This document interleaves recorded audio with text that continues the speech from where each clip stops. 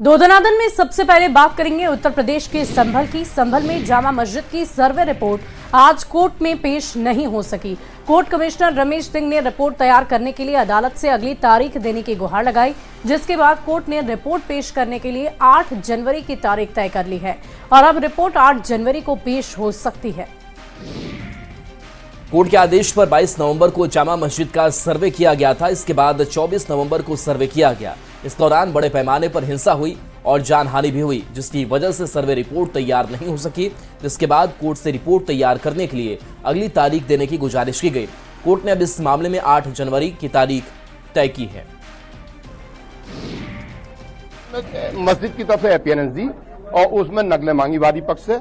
उन्होंने हमें नकलें देने के लिए आदेशित कर दिया न्यायालय ने। 8 जनवरी मुकर्रर कर दिया। क्या सर सर्वे की रिपोर्ट भी पेश? सर्वे रिपोर्ट पेश नहीं हुई, दरखास्त दी उन्होंने कि टाइम दे दिया जाए और उस पर हमने आपत्ति रिपोर्ट दाखिल करने के लिए दोबारा से नहीं कोई सर्वे। अधिवक्ता हूँ यहाँ पर 1 से लेके 5 तक प्रतिवादी संख्या हूँ। संख्या 1 तक 5, 1 से लेके 5 तक। सर सर्वे रिपोर्ट सौंपनी थी, सर्वे रिपोर्ट में क्या कमी रह गई जो नहीं सौंप पाए आपके जो वकील? एडवोकेट कमीशन ने आज एक एप्लीकेशन दी, जिसमें कहा कि हमने जो सर्वे करना था वो हमने कर लिया है और जो उसकी रिपोर्ट बननी है वो नहीं बन पाई है किन्हीं कारणों से। इस वजह से उन्होंने समय मांगा। तो जो है एडवोकेट कमीशन बताएंगे, है ना, लेकिन जो एप्लीकेशन दी है उसमें उन्होंने ये साफ लिखा है कि हमें आगे और सर्वे नहीं करना है। संभल में जामा मस्जिद की सर्वे रिपोर्ट आज कोर्ट में पेश नहीं हुई। वहीं 1875 में हुई सर्वे रिपोर्ट के अनुसार संभल में टीले पर बनी इमारत मंदिर है। इमारत के अंदर गणेश जी की आकृतियां भी मिली है, जिन्हें नष्ट करने की कोशिश की गई थी। मंदिर में देवताओं को रखने के लिए दीवारों पर आले बने हैं। अब उनमें से 2 आलों को बंद कर दिया गया है। सर्वे रिपोर्ट के मुताबिक पहले मंदिर के नक्शे में मीनारें नहीं थी, मंदिर में मीनारें बाद में बनाई गई थी।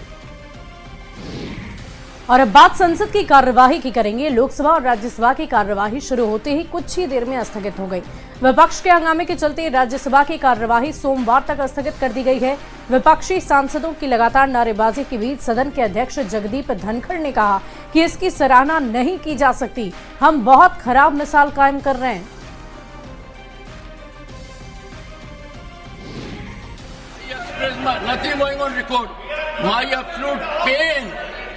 We are creating a very bad precedent. We are dishonoring the people of this country. We are not coming up to the expectations. Our actions are not people-centric. They are to absolute public disdain.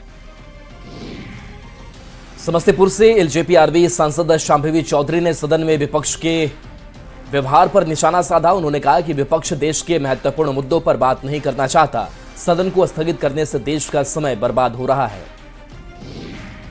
की बात है, दुर्भाग्यपूर्ण है कि हम लोग के सामने एक ऐसा विपक्ष है जो महत्वपूर्ण देश के मुद्दों पे बात नहीं करना चाहता। उनके पास बहुत सारे ऐसे टूल्स है। स्थगित करना हाउस को उनको समझना चाहिए कि देश का समय बर्बाद हो रहा है, देश के रिसोर्सेज बर्बाद हो रहे हैं। सदन को चलाने के लिए देश का पैसा लगता है और आप उस पैसे को बार बार एडजर्न करा के आप उसको बर्बाद कर रहे हैं। इसके अलावा यहाँ पे जितने भी जनप्रतिनिधि हैं अपना क्षेत्र छोड़ करके आते हैं सदन करने के लिए।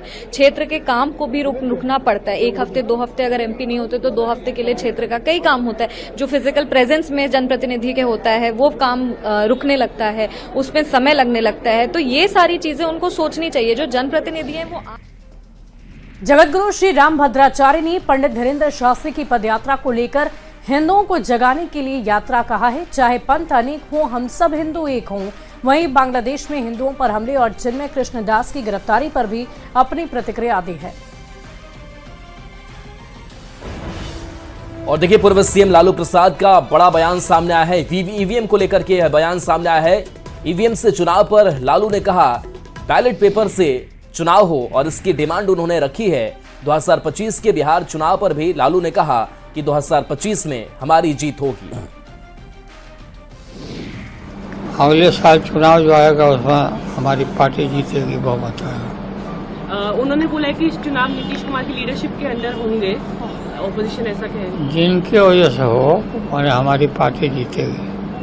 नीतीश को तो देखा है, देखें। और अभी जो लगातार ईवीएम पर सवाल उठाए जा रहे हैं उस पर आप क्या कहेंगे? वो कह रहे हैं कि बैलेट पेपर से चुनाव होने चाहिए। हाँ, बैलेट पेपर से होना चाहिए। ठीक है।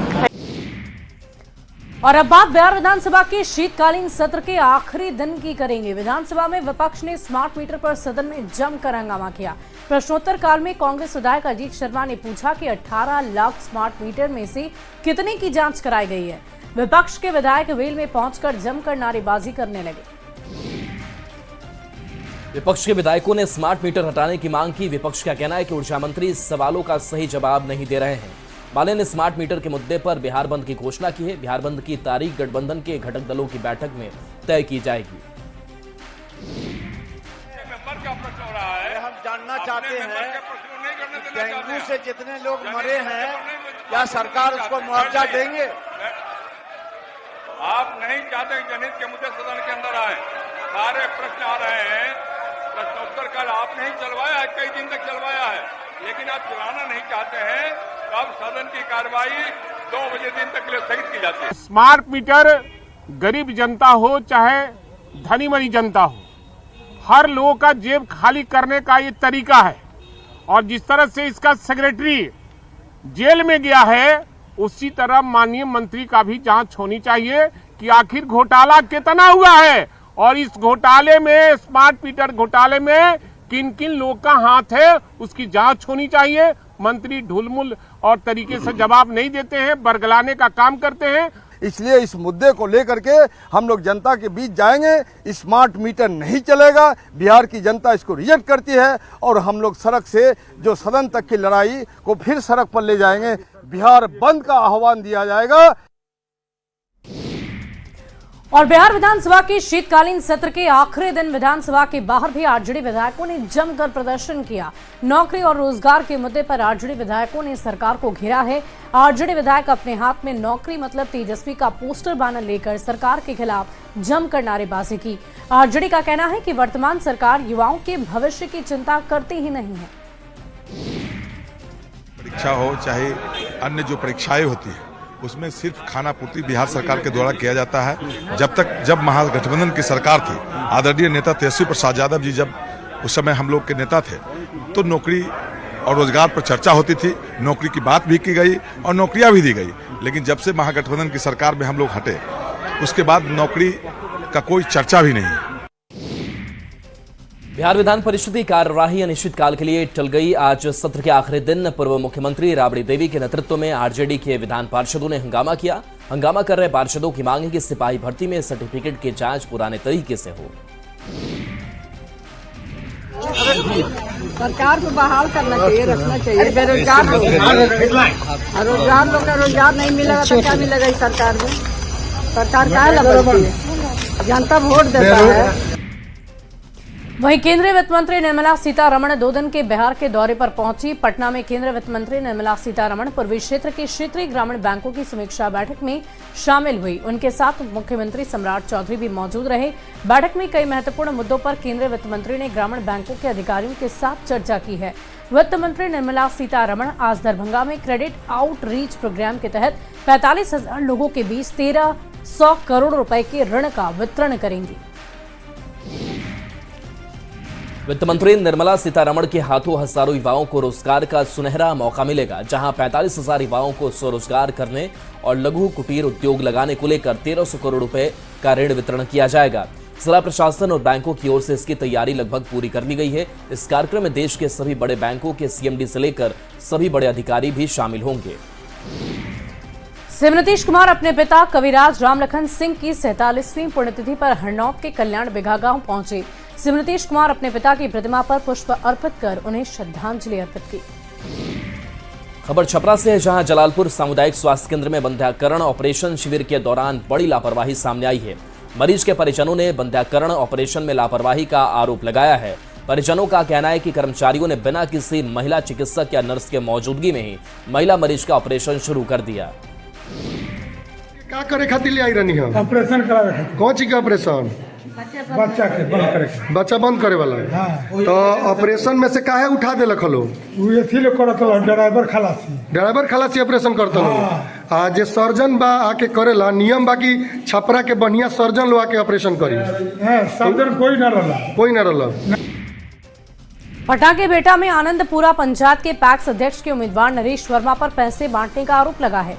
मतदाताओं को लुभाने के लिए पैसे देते हुए उनकी तस्वीर वायरल हो रही है।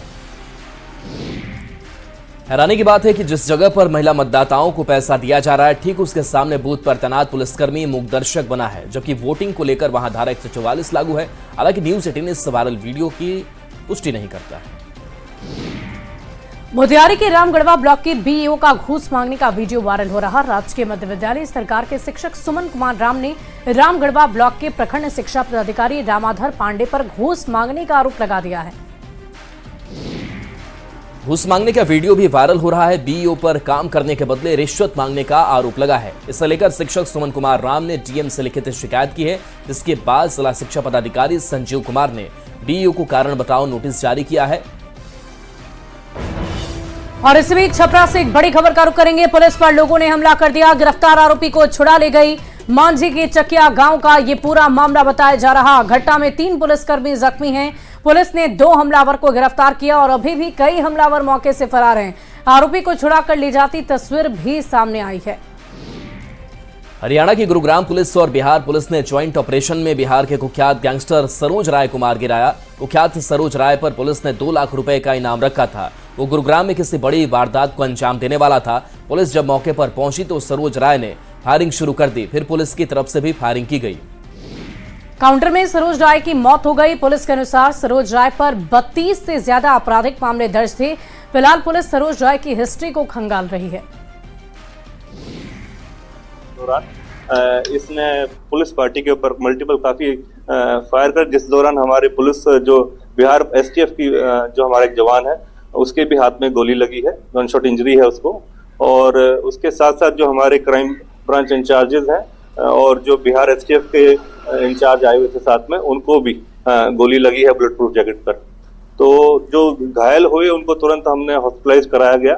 और मुठभेड़ के दौरान, उस एनकाउंटर के दौरान जो सरोज राय है उसको इलाज के दौरान अभी पता चला है कि उसको काफी इंजरी हुई थी उस दौरान और उसका इलाज चल रहा था। लेकिन अभी जो सूचना भी प्राप्त हुई है उसके दौरान उसकी डेथ हो चुकी है। खबर वैशाली से है, जहां केंद्रीय खाद्य प्रसंस्करण मंत्री चिराग पासवान ने सड़क दुर्घटना में घायल 2 युवकों की मदद की। चिराग पासवान अपने काफिले के साथ NH 22 से गुजर रहे थे, तभी दुर्घटना में घायल 2 युवकों को सड़क पर तड़पते हुए देखा। चिराग पासवान ने तुरंत अपने काफिलों को रोक दिया। घायल युवकों को अस्पताल लेकर पहुंचे और उनका इलाज करवाया। आप तस्वीरों के जरिए देख सकते हैं, चिराग पासवान खुद घायल युवक को उठा रहे हैं। केंद्रीय मंत्री चिराग पासवान की मदद से सड़क दुर्घटना में घायल दोनों युवक की जान बच गई। और बाढ़ से खबर है, जहां बाढ़ नगर परिषद के वार्ड नंबर 24 हजारीबाग काची चक में पानी की टंकी फट गई। टंकी फटने से आसपास के लोगों में दहशत है। लोगों का कहना है कि 2 दिन पहले ही टंकी की मरम्मत की गई थी।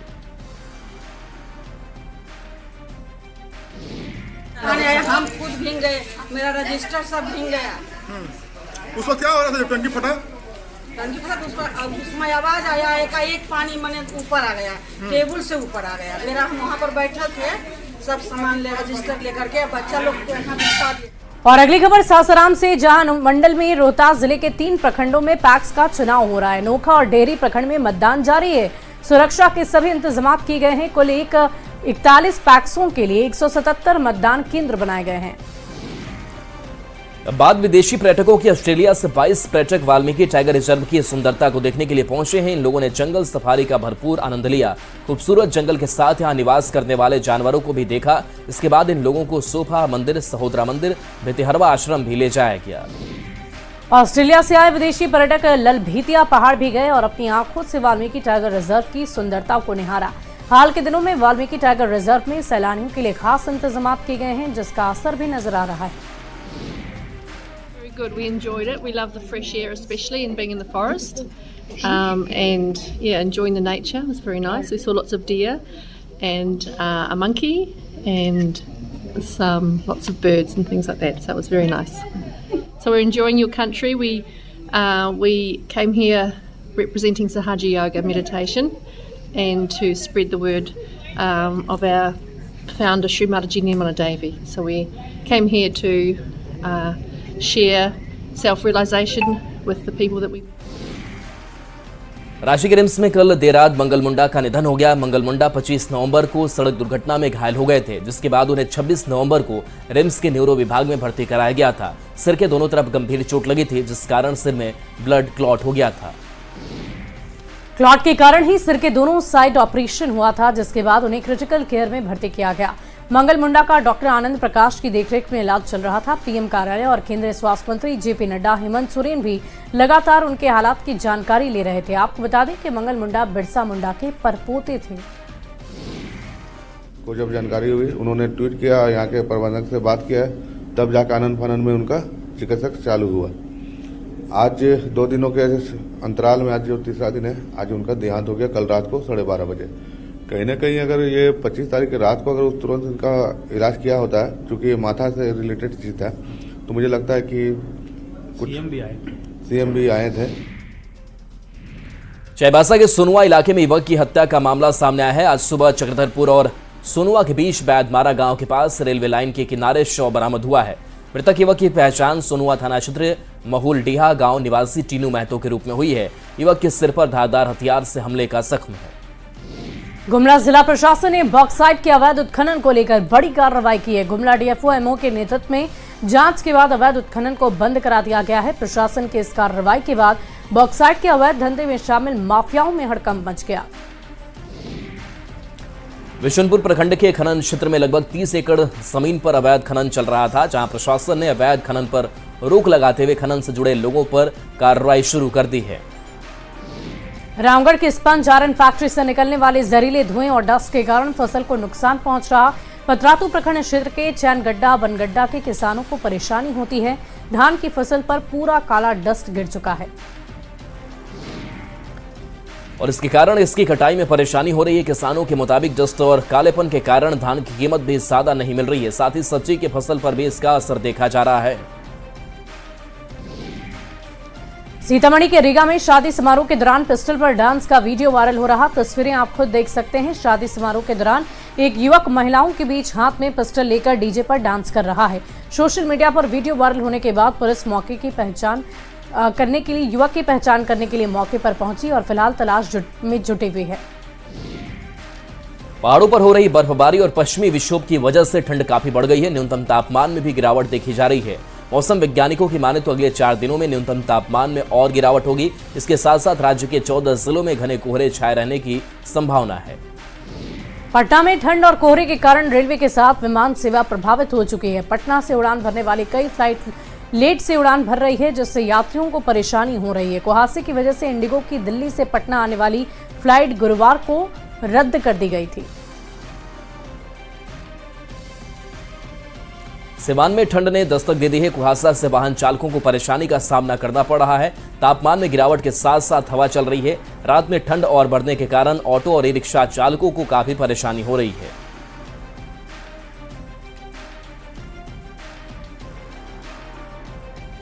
राजगीर में भारतीय महिला हॉकी टीम के महिला एशियन चैंपियंस ट्रॉफी का खिताब जीतने का असर पटना में भी दिख रहा है।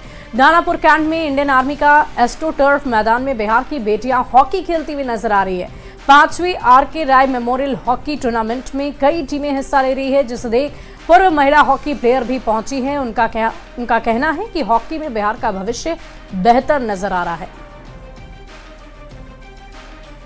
तो तस्वीरें हम आपको दिखा रहे हैं। मुकाम पाने के लिए जोरदार कोशिशें चल रही है और 5वीं आर.के. राय मेमोरियल हॉकी टूर्नामेंट को लेकर ये तैयारियां बिहार की बेटियों की तरफ से की जा रही है। मुकाम पाने के लिए जोरदार प्रैक्टिस कोशिश लगातार जारी है कि एक बार फिर से जीत हासिल कर सके। आपको बता दें कि हाल ही में राजगीर में हुए हॉकी चैंपियनशिप में भारतीय टीम ने जीत हासिल कर ली थी महिला हॉकी चैंपियनशिप में, और इसीलिए ये जोर आजमाइश अभी से ही लगातार जारी है। कैंटोनमेंट में हॉकी ग्राउंड है जहां एस्ट्रो टर्फ बिछाया हुआ है और यहां पर बिहार की बेटियां हॉकी खेलती हुई नजर आ रही हैं। बिहार में खेल लगातार प्रोत्साहित किया जा रहा है और हॉकी का जो पर्व था वो बिहार का गर्व बना हुआ था और उस गर्व की तस्वीर भी यहाँ नजर आ रही है। दानापुर कैंट में इस ग्राउंड पर बिहार की बेटियां हॉकी खेल रही हैं। लग रहा है बहुत अच्छा, क्योंकि अपने पुराने दिन याद आ रहे हैं। हाँ।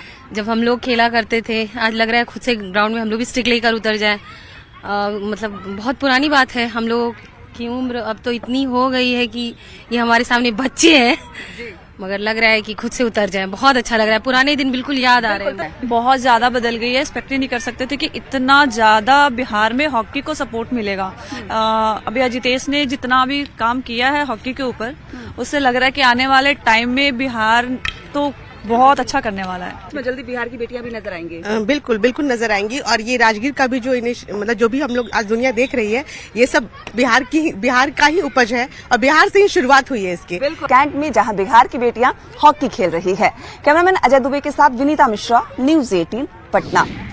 और फिलहाल इस बुलेटिन में अभी के लिए बस इतना ही। आप बने रहे न्यूज 18 बिहार झारखंड के साथ।